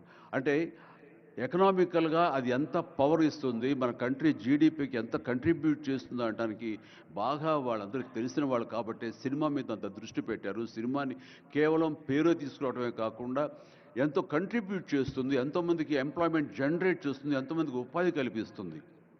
అంటే ఉదాహరణకి కొరియా తీసుకుంటే కనుక కొరియాలో బిగినింగ్ ఇనీషియల్గా వాళ్ళందరూ యూత్ అనేవాళ్ళు నైట్ ఈవినింగ్ అయ్యేసరికి చాలా పక్కదారులు పడుతున్నారు, కొన్ని వ్యసనాలకి లోనవుతున్నారు. ఆ రకంగా యూత్ నిర్వీర్యమైపోతుంది. ఏం చేయాలంటాం వాళ్ళందరూ కలిపి వీళ్ళని ఎంటర్టైన్మెంట్ వైపు కనుక మనం డైవర్ట్ చేయగలిగితే, be it is music, be it is singing or films, ఇంకోటి ఇవన్నీ ఎంటర్టైన్మెంట్గా చేయగలిగితే కనుక వాళ్ళు ఆక్యుపై అయి ఉంటారు. తద్వారా వాళ్ళు ప్రోగ్రామ్స్ ఇవ్వగలుగుతుంటారు. వాళ్ళందరూ నిష్ణాతులయ్యి వాళ్ళ ఫ్యామిలీకి వాళ్ళు బాసటగా ఉంటారు. తద్వారా వాళ్ళ నుంచి జనరేట్ అయ్యి ఎంతో కొంత వాళ్ళు క్రైమ్ వైపు వెళ్లకుండా ఉంటారు. ఆ రకంగా క్రైమ్ రేట్ తగ్గించుకోవచ్చు అనే భావంతో కొరియన్ గవర్నమెంట్ స్టార్ట్ చేసింది. కానీ ఈ రోజున ప్రపంచపరంగా Korea K pop, K drama, K music అంటూ కొరియన్ను వాళ్ళ ఎకానమీ, వాళ్ళ జీడిపికి ఎంతో కొంత కంట్రిబ్యూట్ చేస్తుంది. ఎన్నో బిలియన్స్ ఆఫ్ డాలర్స్ కంట్రిబ్యూట్ చేస్తుంది ఈ యొక్క సాఫ్ట్ పవర్ మ్యూజిక్ అన్నది. అలాగే జపాన్ కూడా యానిమే అని చెప్పేసి వాళ్ళు కూడా వాళ్ళ సాఫ్ట్వేర్, వాళ్ళ ఎంటర్టైన్మెంట్ సంబంధించి ఈ ఎంటర్టైన్మెంట్ యానిమేటెడ్ ఫిలిమ్స్ కూడా ఎంతో కొంత కంట్రిబ్యూట్ చేస్తుంది. అలాగా మీరు ఈ సినిమా ఇండస్ట్రీ మీద, సినిమా పరిశ్రమ మీద ఆల్ ఇండియా లెవెల్లోనూ ఇంటర్నేషనల్ లెవెల్లోనూ ఇక్కడ కనుక వెల్కమ్ చేయగలిగి వాళ్ళకి కావాల్సిన ఇన్ఫ్రాస్ట్రక్చర్ కనుక మీరు ఇక్కడ ప్రొవైడ్ చేయగలిగితే, చేస్తానికి మీరు ప్రిపేర్ అయి ఉన్నారు, చేయగలిగితే కాదు చేస్తున్నారు. దానికి మా నుంచి పార్టిసిపేషన్ కావాలి. ఉదాహరణకి బట్టి గారు నిన్న అన్నారు, సో మన ముఖ్యమంత్రి గారు మీ అందరికీ కూడాను ఇక్కడ ఏమి కావాలి, ఎలాంటి ఇన్ఫ్రాస్ట్రక్చర్ కావాలి, ఏ రకమైన వసతులు ఏర్పాటు చేయాలి అని చెప్పండి అన్నప్పుడు నాకు వెంటనే స్పాంటైనియస్గా తోచింది, నేను వారితో పార్టిసిపేట్ చేస్తాను. ఇక్కడ స్కిల్ డెవలప్మెంట్ కోసంగా మనం కొన్ని ఇన్స్టిట్యూషన్స్ పెట్టాలి. అది డ్రైవర్ల దగ్గర నుంచి, మేకప్ మెన్ల దగ్గర నుంచి, కాస్ట్యూమర్స్ దగ్గర నుంచి, ఒక ఎడిటింగ్ దగ్గర నుంచి, సౌండ్ సిస్టమ్ దగ్గర నుంచి, కెమెరామెన్లు, డిఓపీలు, అండ్ యాక్టింగ్ సంబంధించిన స్కిల్స్ కానివ్వండి, అలాగే డైరెక్షన్ కానివ్వండి, వాట్ నాట్ ఎన్నో ఈ ఇండస్ట్రీలో ఎన్నో శాఖలు ఉన్నాయి. ఆ శాఖల్లో ఎంతోమంది ఎంతూజియాస్టిక్ కుర్రవాళ్ళు ఉన్నారు. వాళ్ళు చదువు ఒక మాదిరి చదివైనా సరే ఆ చదువు ఏం తెచ్చి పెడుతుంది అనుకుంటే కనుక ఈ రోజున గొప్ప గొప్ప డైరెక్టర్స్ ఉన్నారు. ఈ రోజున ఇంటర్నేషనల్ లెవెల్కి మన సినిమాని తీసుకొస్తున్న డైరెక్టర్ వాళ్ళందరూ డిగ్రీ కూడా చదవలేదు. సో చదువు ఇది ఇంపార్టెంట్ కాదు, మీకున్న ఇంట్రెస్ట్ ఇంపార్టెంట్. ఆ ఇచ్చేటువంటి గవర్నమెంట్ ఆఫ్ తెలంగాణ ఈ రోజున మనకి ఇస్తున్న ఈ అవకాశాలను సద్వినియోగం పరుచుకుని మీరందరూ కనుక రాగలిగి ముందుకు వచ్చి ఈ యొక్క ఇన్ఫ్రాస్ట్రక్చర్ సంబంధించి వీళ్ళు ఇచ్చిన ఫెసిలిటీస్ని వినియోగించుకుంటూ స్కిల్ డెవలప్మెంట్ ముందు చేసుకోగలిగితే కనుక మీరు ఎక్కడికి వెళ్ళినా సరే వాళ్ళు ఎంతోమంది వెబ్ సిరీస్ తీస్తున్నారు, అలాగే టీవీ సీరియల్స్ తీస్తున్నారు, సినిమాలు తీస్తున్నారు, పెద్ద సినిమాలు తీస్తున్నారు, చిన్నవి తీస్తున్నారు. అలాగే ఈ రోజున కేవలం స్క్రీన్ మీదే కాకుండా మొబైల్కి సంబంధించినటువంటి సినిమాలు కూడా చాలామంది తీయటానికి సమాయత్తం అవుతున్నారు. ఇది ఫ్లిప్ అని ఇంటర్నేషనల్గా వస్తుంది. ఇప్పుడే మహేంద్ర గారు నాతో మాట్లాడుతూ ఈ వర్టికల్ సంబంధించిన ఫిలిమ్స్ 3 minutes నిడివి లేకపోతే 10 minutes మ్యాక్సిమం 10 minutes నిడివి ఉన్నటువంటి సినిమాలు మనం చేయగలిగితే అది ప్రతి వాళ్ళ చేతుల్లో ఉండి అది వాళ్ళందరూ ఎంటర్టైన్ చేయగలుగుతుంది. దానివల్ల ఎంతో ఎకానమీ మనం డెవలప్ చేయొచ్చు, ఎంతోమందికి ఉద్యోగ అవకాశాలు ఇవ్వచ్చు. నేను దాన్ని ఇనిషియేట్ చేస్తానంటూ మహేంద్ర గారు చెప్తూ వచ్చారు. సో ఇవన్నీ కూడా ఇది సాదాసీదాటువంటి కాదు. సినిమా ఏదో ఆడుతుంది, 2 రోజులు డబ్బులు తెచ్చి పెడుతుంది, వాళ్ళు ఏదో మిగుల్చుకుంటారు కోట్లు అంటే తేలిగ్గా చూడదు. దీని వెనకాల చూస్తే కనుక లక్షలాది మంది యూత్ ఈ అవకాశాన్ని సద్వినియోగపరుచుకుని అభివృద్ధిలోకి రావచ్చు, పేరు ప్రఖ్యాతులు సంపాదించవచ్చు. తద్వారా ఇన్ రిటర్న్ మీరు కూడా ఈ కంట్రీకి, మన తెలంగాణకి మీరు ఎంతో కొంత ఎకనామికల్గా మన గ్రోత్ అవడానికి ఆర్థికంగా కూడా మీ సపోర్టు లభిస్తుంది. ఇది మ్యూచువల్లీ రిసిప్రోకల్. కాబట్టి ఈ రోజున ఇక్కడ స్టూడియోకి స్థలాలు ఇస్తామంటున్నారు. స్కిల్ డెవలప్మెంట్కి కావాల్సిన క్లాసెస్ కావాల్సిన ఫ్యాకల్టీస్ కనుక అధ్యాపకులు మనం తెచ్చుకుంటే వాళ్ళ ద్వారా ఎంతోమంది ట్రైనింగ్ ఇచ్చిన వాళ్ళం అవుతాము. ఇది సద్వినియోగపరచుకోండి. దీని మీద మన ఇండస్ట్రీలో పెద్దలు కూడా సీరియస్గా ఆలోచించండి. దీని మీద నేనైతే సీరియస్గా తీసుకున్నాను, వారితో అదే అన్నాను. మీరు ఒక సెమినార్ లాంటిదో లేకపోతే చిన్న క్లోజ్డ్గా మీరందరూ నాకు ఇన్వైట్ చేయగలిగితే కనుక ఇలాంటివి ఏమైనా సదస్సులు మాకు చిన్న ఎత్తులో సినిమాకు సంబంధించి మీరు చేయగలిగితే కనుక మేమందరూ దీన్ని మరింత ముందుకు తీసుకువెళ్ళి మీ కళ ఏదైతే ఉందో, మీ బ్రెయిన్ చైల్డ్ ఏదైతే ఉందో దాన్ని ముందుకు తీసుకెళ్ళి ప్రపంచం మొత్తం ఎంటర్టైన్మెంట్ రంగానికి సంబంధించి ఈ తెలంగాణ వైపు, ఈ హైదరాబాద్ వైపు మనం చూసేలాగా చేయగలుగుతాం, చేస్తామన్న ధైర్యం నాకు ఉంది. భరోసా ఇస్తున్నాను. నా వంతు కృషి నేను చేస్తాను. నా ఈ అవకాశం ఇచ్చేందుకు ధన్యవాదాలు మా ముఖ్యమంత్రి గారికి, అలాగే ప్రతి ఒక్కరికి నా హృదయపూర్వక ధన్యవాదాలు మరొకసారి తెలియజేస్తున్నాను, ముగిస్తున్నాను.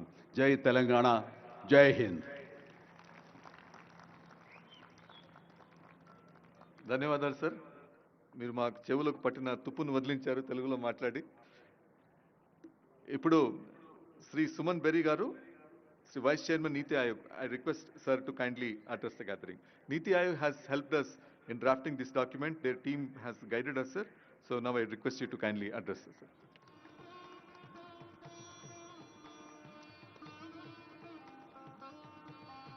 Thank you, Chief Secretary, Honorable Chief Minister, Deputy Chief Minister.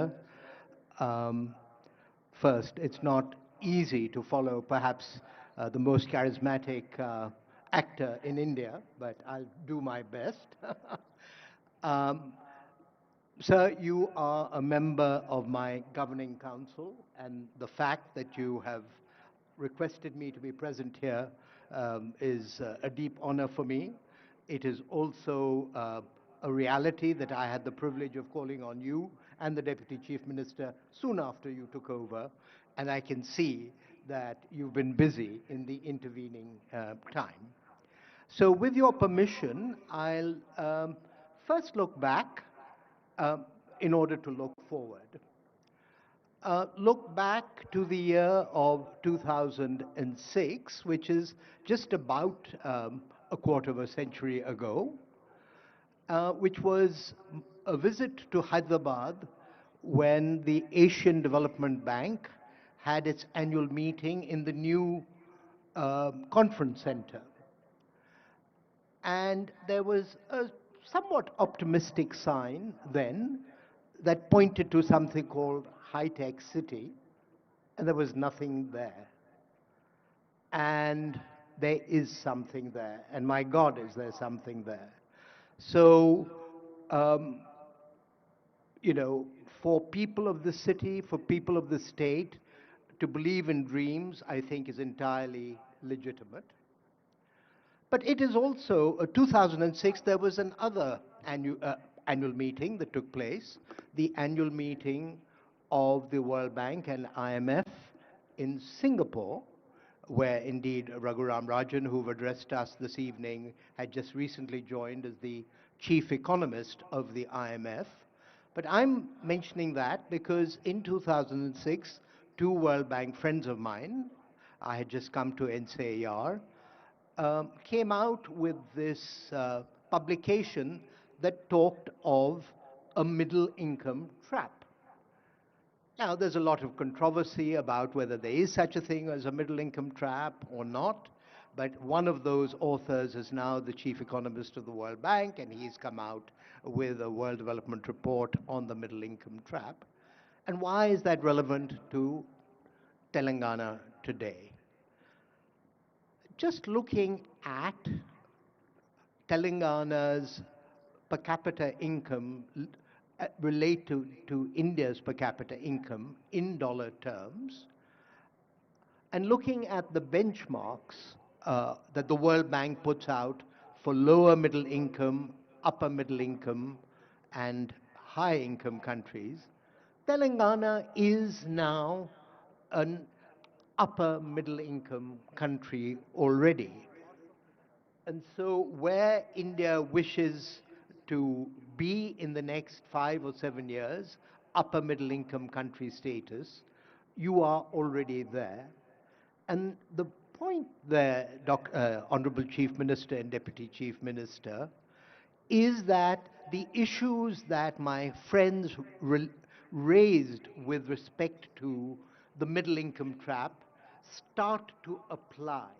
The old model of development may not work when you are in this zone, and things like creativity, innovation, entrepreneurship, uh, all of these become more as important or more important than investment.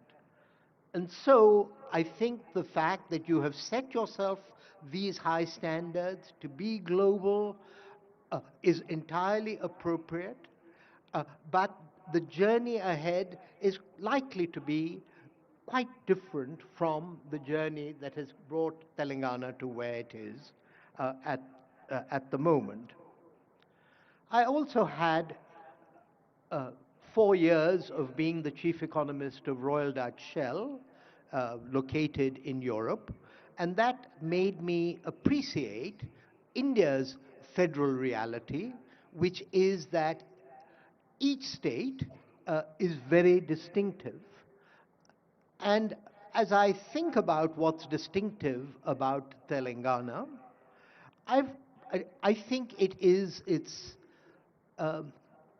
human resources, but in a somewhat unusual respect.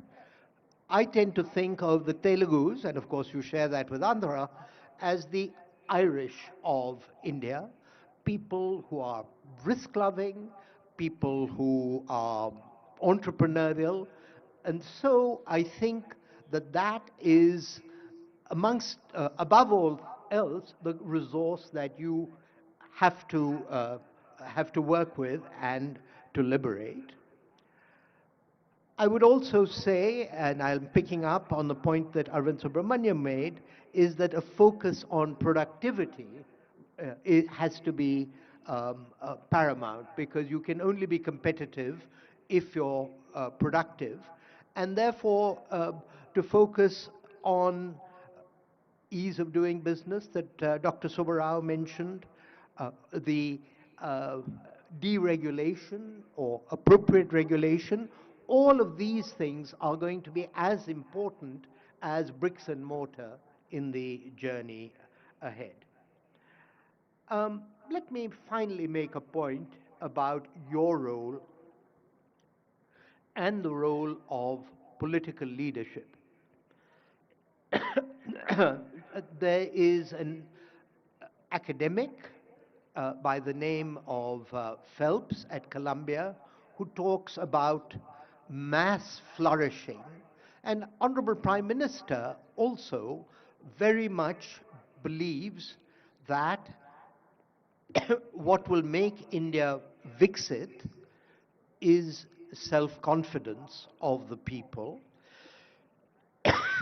and a belief that they can shape their own future. And so, Chief Minister, it is your role and the role of Sri Chiranjeevi to sell dreams to the young people of Telangana, to all of citizens of Telangana.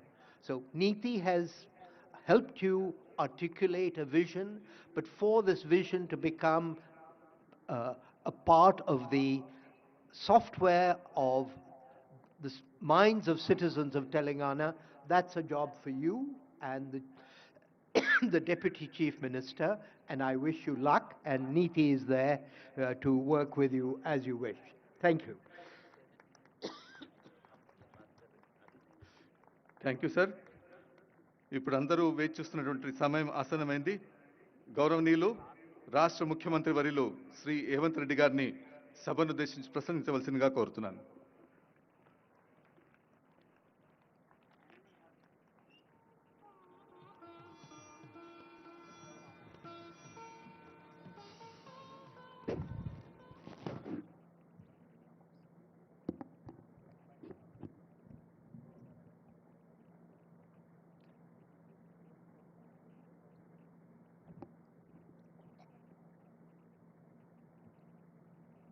Telangana Rising 2047 Vision Document Telangana జాతికి అంకితం చేయాలన్న కార్యక్రమానికి ముఖ్య అతిథులుగా విచ్చేసిన Suman Bery, Niti Aayog vice chairman, Anand Mahindra, corporate దిగ్గజం కార్తిక్ మురళీధరన్, దువ్వూరి సుబ్బారావు గారు, అరవింద్ సుబ్రహ్మణ్యం గారు,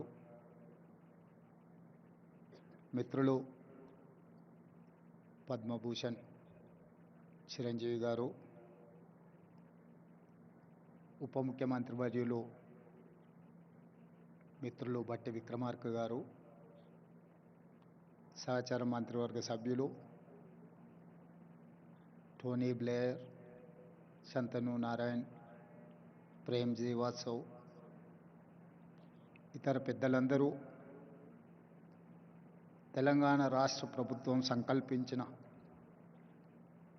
విజన్ డాక్యుమెంట్లో మనల్ని ఎండార్స్ చేయడానికి, మన సంకల్పంలో భాగస్వామ్యం తీసుకోవడానికి విచ్చేసినందుకు 4 కోట్ల తెలంగాణ ప్రజల తరఫున వారికి మనస్ఫూర్తిగా అభినందనలు, కృతజ్ఞతలు తెలియజేస్తున్నాను.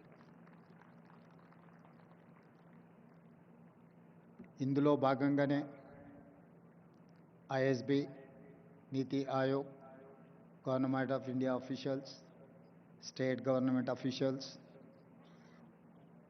తెలంగాణ ప్రజల నుంచి కూడా ఈ పాలసీ డాక్యుమెంట్లో సూచనలు ఇవ్వమంటే ఆన్లైన్లో దాదాపుగా 4 లక్షల మంది పాల్గొని వారి యొక్క సూచనల్ని, సలహాలను తెలంగాణ రాష్ట్ర ప్రభుత్వానికి ఇవ్వడం జరిగింది. ఈ సందర్భంగా తెలంగాణ రాష్ట్రానికి, ఈ ప్రాంత మట్టికి ఒక గొప్ప చైతన్యం ఉన్నది. ఆ చైతన్యము ఒకనాడు జల్ జమీన్ జంగల్ కొమరం భీముడు ఆనాడు పోరాటం చేస్తే, ఆ తర్వాత సాయుధ రైతాంగ పోరాటంలో భూమి కోసం, భుక్తి కోసం, విముక్తి కోసం, ఈ ప్రాంతం కోసం, ప్రజల కోసం, పేదరిక నిర్మూలన కోసం, ఈ భూమి మీద ఆధిపత్యం సాధించాలనుకున్న వాళ్ళకు వ్యతిరేకంగా వేలాది మంది పోరాటాలు చేసి నేల కొరిగిన చరిత్ర ఈ తెలంగాణ ప్రాంతానికి ఉన్నది. ఆ స్ఫూర్తితోనే తెలంగాణ రాష్ట్ర ఏర్పాటు ప్రక్రియను శ్రీమతి సోనియా గాంధీ గారు, శ్రీ మన్మోహన్ సింగ్ గారు మన ఆకాంక్షల్ని నెరవేర్చిన ప్రపంచంలోనే ఉన్నతంగా అభివృద్ధి సాధించగలిగిన శక్తి సామర్థ్యాలు మనకున్న ఆశించినంత స్థాయిలో ప్రణాళికబద్ధమైన అభివృద్ధి జరగకపోవడం వల్ల ఈనాడు ప్రజలు ఆశిస్తున్న స్వేచ్ఛ, సామాజిక న్యాయం, సమానమైన అవకాశాల కోసం ఈ ప్రాంతం ఎదురుచూస్తున్నది. అందుకే ఈనాడు 4 కోట్ల తెలంగాణ ప్రజల యొక్క ఆకాంక్ష స్వేచ్ఛను, సామాజిక న్యాయాన్ని, సమానమైన అవకాశాలను అందించాలి అని తెలంగాణ రైజింగ్ 2047 విజన్ డాక్యుమెంట్ని ఈరోజు తెలంగాణ రాష్ట్ర ప్రభుత్వం తీసుకురావడం జరిగింది. 2047కు ఉన్న ప్రాధాన్యత ఈ దేశానికి స్వతంత్రం వచ్చి 100 సంవత్సరాల విజయోత్సవాన్ని మనం నిర్వహించుకోబోతున్నాం. మరి ఆనాటికి మన దేశం ప్రపంచంలోనే ఒక గొప్ప బలమైన ఆర్థిక దేశంగా, ప్రపంచంలోనే 4వ ఆర్థిక అభివృద్ధి చెందిన దేశంగా అవతరించాలని భావిస్తున్నది. దానికి దేశ ప్రధానమంత్రి నరేంద్ర మోడీ గారు $30 ట్రిలియన్ ఎకానమీని టార్గెట్గా పెట్టుకొని వికసిత్ భారత్ కార్యక్రమాన్ని తీసుకొని ముందుకు వెళ్తున్నారు. ఆ కార్యక్రమంలో తెలంగాణ రాష్ట్రం ముందు బాగాన నిలబడి తెలంగాణ రైజింగ్ 2047కి $3 ట్రిలియన్ ఎకానమీగా అవతరించాలని, ఈనాడు దేశ జనాభాలో మనం 2.9% ఉంటే మనం 5% ఎకానమీని, జీడిపిని కంట్రిబ్యూట్ చేస్తున్నాం. సో ఈనాడు మన ప్రణాళికల వల్ల, మన విజన్ డాక్యుమెంట్ వల్ల, మన భవిష్యత్ అభివృద్ధి కార్యక్రమాల వల్ల $3 ట్రిలియన్ ఎకానమీ 10% ఆఫ్ జీడిపిగా అవతరించాలని ఒక లక్ష్యంగా పెట్టుకొని మనం ముందుకు వెళ్తున్నాం. అందుకే ఈనాడు ఈ ఆలోచనను 4 గోడల మధ్యలో నలుగురం కూర్చొని మాట్లాడుకొని చర్చించుకొని తయారు చేసిన ఒక కాగితం కాదు. ఇది 4 కోట్ల ప్రజల మధ్యలో చర్చించి ఈ ప్రాంతంతో సంబంధం ఉన్న ప్రపంచంలో రాణించిన వాళ్ళను అందరినీ ఇందులో భాగస్వాములను చేసి, ఇందులో మేధావులను లేకపోతే కొద్దిమంది పరిమితమైన ఆర్థిక నిపుణులనే కాకుండా సామాన్యమైన ప్రజల్ని, రైతులని, మహిళల్ని, విద్యార్థులను కూడా భాగస్వాములను చేసి ఈరోజు ప్రజలకు ఈ పాలసీ డాక్యుమెంట్ను అంకితం చేయదలుచుకున్నాం. ఈరోజు ఈ policy document is going to address farmers, women and youth. మొట్టమొదటి ప్రధానమంత్రి పండిట్ జవహర్లాల్ నెహ్రూ గారు ప్రధానమంత్రి బాధ్యత తీసుకోవడానికి ముందు మహాత్మా గాంధీ గారిని కలిసి మీరేమైనా సలహా ఇవ్వగలరా, నాకు ప్రధానమంత్రిగా బాధ్యతలు చేపడుతున్నా అన్నప్పుడు మహాత్మా గాంధీ గారు ఒక సూచన చేశారు. నువ్వు పరిపాలనాపరమైన నిర్ణయం తీసుకునేటప్పుడు నీ నిర్ణయం వల్ల పేదలకు, నిస్సహాయులకు ఏ విధంగా సహాయపడగలుగుతో ఆలోచన చేసి నిర్ణయం తీసుకోమని మహాత్మా గాంధీ గారు పండిట్ జవహర్లాల్ నెహ్రూ మొట్టమొదటి ప్రధానమంత్రి గారికి సూచన చేశారు. ఆ సూచనలు తీసుకొని పండిట్ జవహర్లాల్ నెహ్రూ గారు ఈ దేశంలో ఉన్న నిరక్షరాస్యతను నిర్మూలించాలి అంటే ఎడ్యుకేషన్ ఈజ్ ఇంపార్టెంట్, ఈ దేశంలో ఉన్న కరువును నిర్మూలించాలి, ఆకలిని తీర్చాలి అని అంటే ఇరిగేషన్ ఈజ్ ఇంపార్టెంట్ అనుకున్నాడు. ఆనాడు first prime minister has decided to take up 2 policies. One is education, the other one is irrigation. That is how he has initiated many universities in the country, and he has constructed many irrigation projects like Bakranangal to Nagarjuna Sagar, Srisailam, SRSP in Telangana. All these projects have conceived at the time of Pandit Jawaharlal Nehru. I know most of them have studied in Pandit Jawaharlal Nehru has initiated those universities. Today, my government has decided to take up this education and irrigation and communication. Communication in technology, communication in digital, communication in roads, communication in ports, communication in airports. We wanted to meet, we wanted to develop our infrastructure to connect as well world. We wanted to invite them to invest in my country. I'm going to take role model from China, Japan, Germany, South Korea and Singapore. At the same time, they are my role models and I'm going to compete with them. With their inspiration, I'm going to develop my state. I'm going to take up my welfare and development. Some of them, poverty is an excursion, some of the leaders, but have born and brought up a small village, remote village, where I have seen from my childhood poverty and undeveloped untouchability and everything I've seen. Practically I've experienced and everything. I know. I know what is the problem. I wanted to address that problem. I wanted to eradicate poverty. I wanted to give education. I wanted to give employment with my youth. I wanted to give better health for my citizens. Why? Because I have met accident at the age of 11 years, major accident. My parents have taken me into Usmania Hospital in Hyderabad while I was living in remote village. That time government has, Nizam has started that Usmania Hospital. That is how they treated. Today, people are facing a lot of problems. Well, we have got freedom. That time, lifespan was 32 years. In 1947, Indian average lifespan was 32 years. Today, we have reached 73 years. That is how Jawaharlal Nehru has given a vision to this country. Now we are going to touch 100 years to live our lifespan. For that, have to make policies, have to make sure, have to deliver to poorest of the poor, remote villages, Tandas, Gudam, or any other remote place in Telangana. Anand ji, मैं एक किसान का लड़का हूं, किसान परिवार से आया मैं। मुझे गरीब, कुछ लोगों के लिए, कुछ नेता लोगों के लिए गरीबी एक एक्सकर्शन है। गरीबी देखना है तो हैदराबाद से मर्सिडीज बेंज में छोटे गांव में देखे गरीब लोग कैसे रहते हैं, उन लोग देखने के लिए कोशिश करते। मगर मेरे लिए गरीबी ऐसा नहीं है। जहां पर गरीब लोग रहते, जहां पर जाति विवक्षा है, लोगों को अनटचेबिलिटी है, मंदिर में जिसको नहीं आने देता है, उस ऐसे छोटे गांव से मैं आया। हर चीज मुझे पता है, गरीब कैसे सोचते, एजुकेटेड अनएम्प्लॉयड यूथ क्या चाहता है, सब कुछ मुझे पता है। क्योंकि I have studied in government school, I have not studied in corporate school, I have not studied in English medium, I have studied in government school, I have studied in Telugu medium. I know each and every problem in my remote villages, where Adivasis, where Dalits are living, where minorities are there. I have personal connectivity with these Dalits, Adivasis, and minorities. That is why I have planned for them. I have got this opportunity with young age. I don't have any political legacy.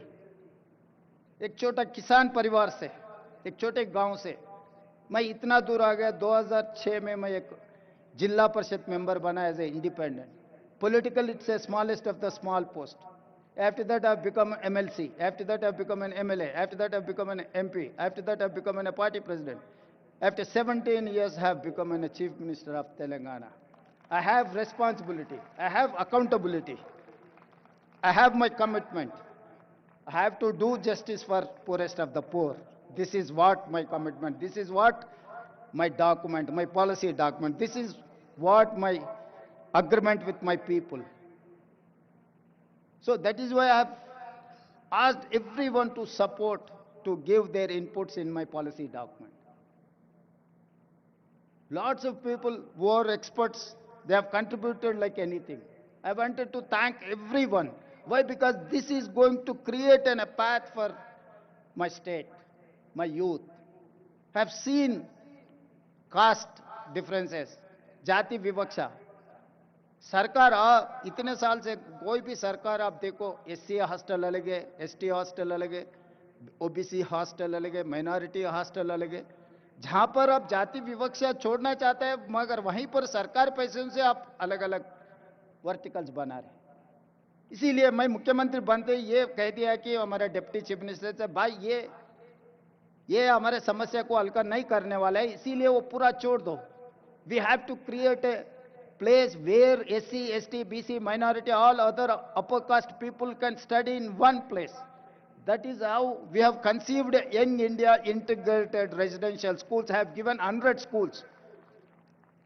I'm spending each school 200 crores to develop that infrastructure with 25 acres campus. You know better than me how education is important. Now you are running a university. तो हम लोग ये सोचकर 25 एकड़ 200 करोड़ रुपए 20,000 crores I'm spending for build infrastructure to inclusiveness. SC, ST, BC, minority, all other upper caste people are going to study in one place.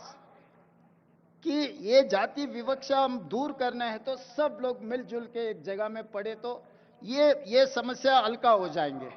मगर हर बार सरकार ने SC हॉस्टल अलग, ST हॉस्टल अलग, OBC माइनॉरिटी अलग अलग बनाए. तो जब तक आप ये सिस्टम से सरकार चलाएंगे आप दूर नहीं कर सकते. इसीलिए मैं सोचकर ये कह दिया कि भाई सब एक जगह में आना, हर असेंबली कॉन्स्टिट्यूंसी में एक रोल मॉडल बना दो. ये देश के लिए आगे ये रोल मॉडल बनने वाला है. लोग बोलेंगे कि भाई वेलफेयर में आप स्पेंड मत करो. वेलफेयर में हम स्पेंड करना जब लेवल प्लेइंग फील्ड इक्वल आए तक हम देना जरूरी है, हमारा अकाउंटेबिलिटी है.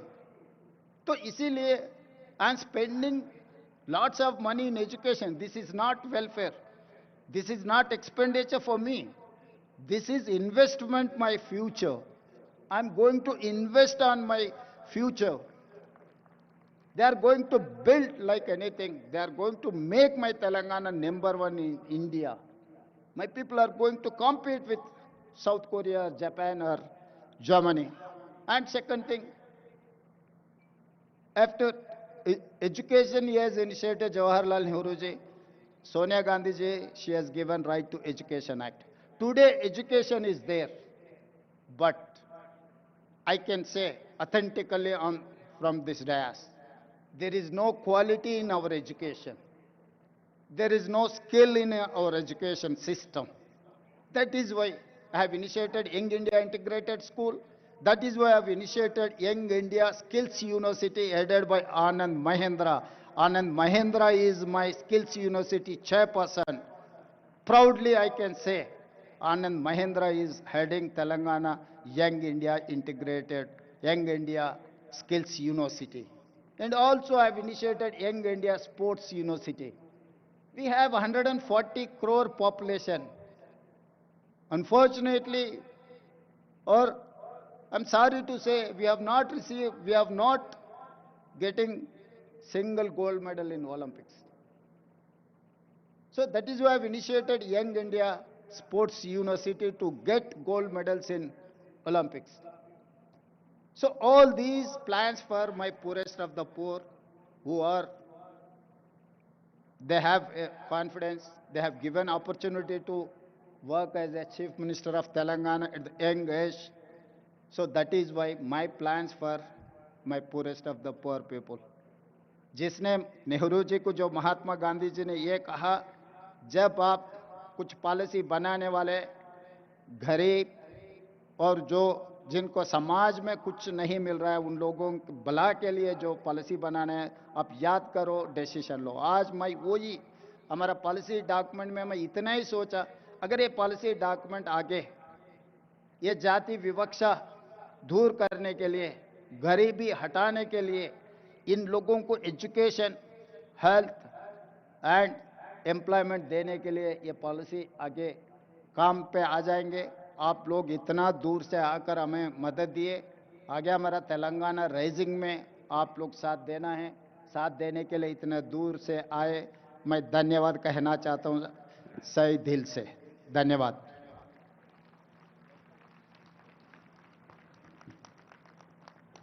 ధన్యవాదాలు సార్. మీ స్ఫూర్తిదాయకమైనటువంటి ఉపన్యాసానికి ధన్యవాదాలు తెలియజేస్తూ, ప్రసంగానికి ధన్యవాదాలు తెలియజేస్తూ, ఇప్పుడు తెలంగాణ రైజింగ్ విజన్ డాక్యుమెంట్ను 2047 రిలీజ్ కార్యక్రమం ఉంటుంది. ముందుగా తెలంగాణకు తగ్గట్టుగా ఫ్యూచర్కు తగ్గట్టుగా ఒక వ్యక్తి మీకు ఆ పుస్తకాన్ని తీసుకుని వస్తున్నారు.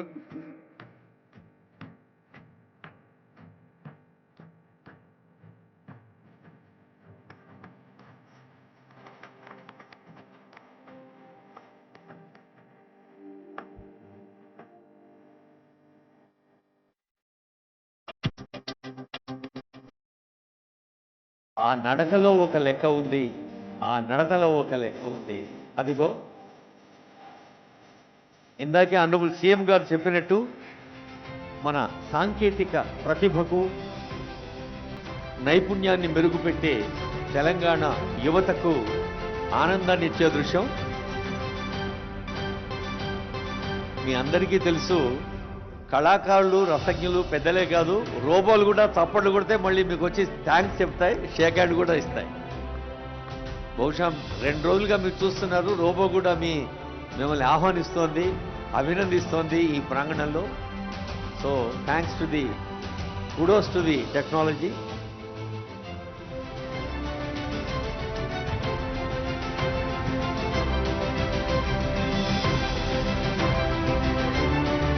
Telangana Rising 2047.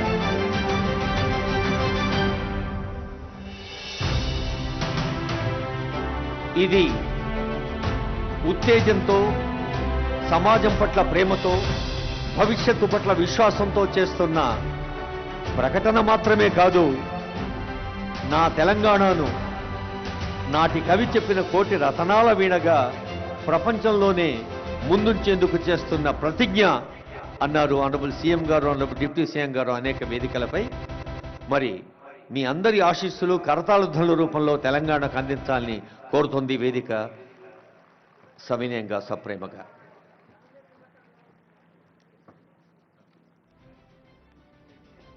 Yeah. Now felicitation to the honorable guest. Okay. Felicitation.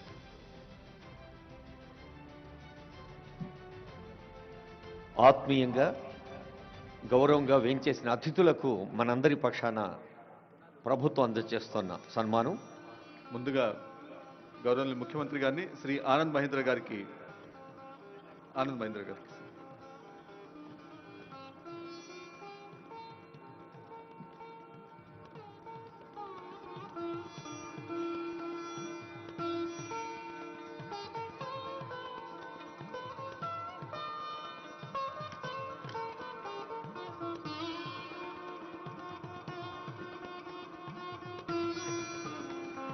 Thank you sir. Shri Dubbury Subbarao గారికి,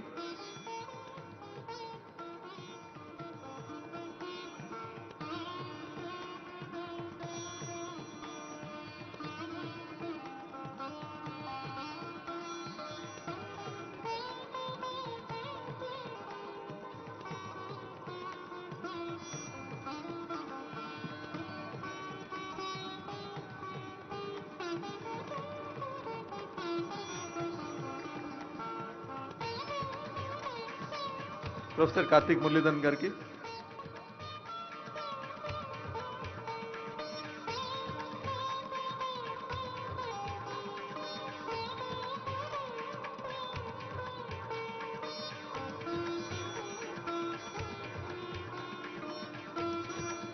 శ్రీ అరవింద్ సుబ్రహ్మణ్యం గారికి, సవ్యసాచి ఘోష్ ఐఏఎస్ గారి వందన సమర్పణ అవుతూనే వాయు తెరగలపై వాహన విన్యాసం ఉంటుంది, డ్రోన్ షో.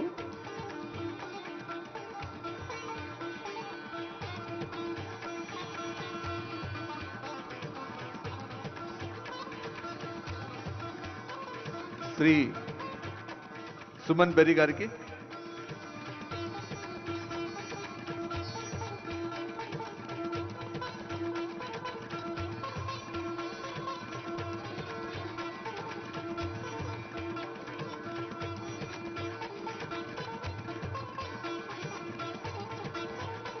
శ్రీ చిరంజీవి గారికి,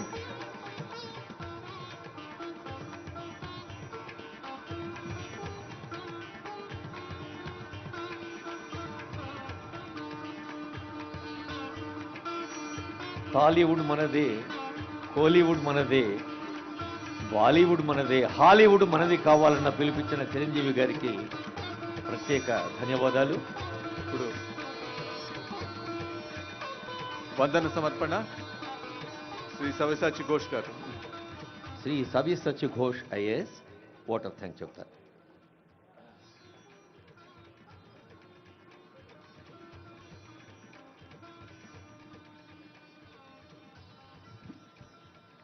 Good evening, ladies and gentlemen. It's indeed my pride, pleasure, and honor to propose a vote of thanks on this momentous occasion where the new nascent and young state of Telangana has unveiled its document 2047 for the world, for the state, and for the universe to acknowledge and appreciate. On this momentous occasion, when the new paradigm, the new model of development as conceived and developed by our Honorable Chief Minister Sri Revanth Reddy Garu of cure, pure and rare will usher in an era where development will find a new meaning.